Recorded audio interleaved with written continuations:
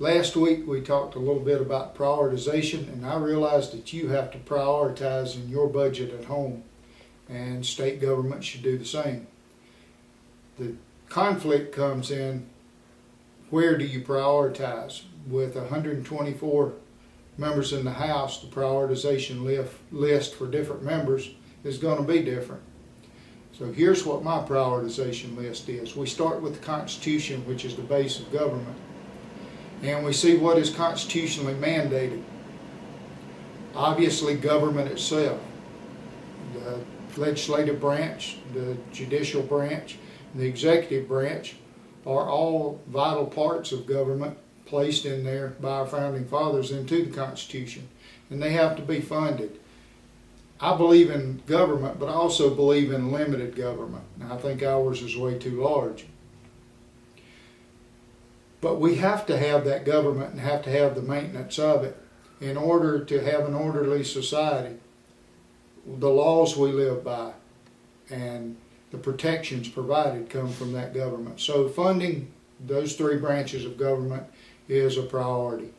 The next one would be public safety and education. We are charged with the safety of our public and making sure that you, the citizens of this great state, have a safe environment to work in, to live in, and to raise your families in.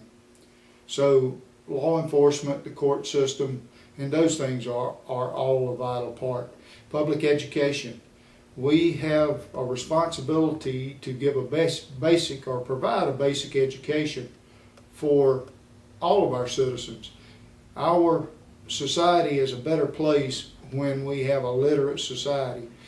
The debate becomes, what is a basic education, what is a quality education, and that's a debate for another day. Infrastructure is another one.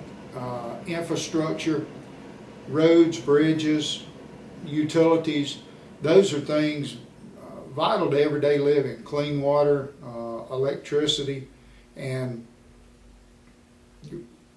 roads and bridges that provide not only our ability to navigate around the state, but also provide the basis of our economy. We are a tourism-dominated state, so the requirement is for good roads and bridges.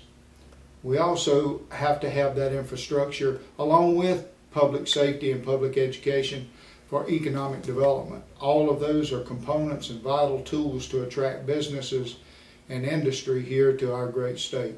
And the last, but certainly not the least of these, would be to provide a safety net for those that can't help themselves. And what I mean by that is people with physical and mental disabilities, the elderly in many cases, and most often children. People who can't provide certain services or well-being for themselves. We have a responsibility to, if not a constitutionally mandated responsibility completely, at least a moral responsibility. And I'm not talking about a hand out, I'm talking about a hand up. Life can knock all of us down, and we may need a hand up at some point in time. And I believe that it is a responsibility of government to assist those that need that type of assistance.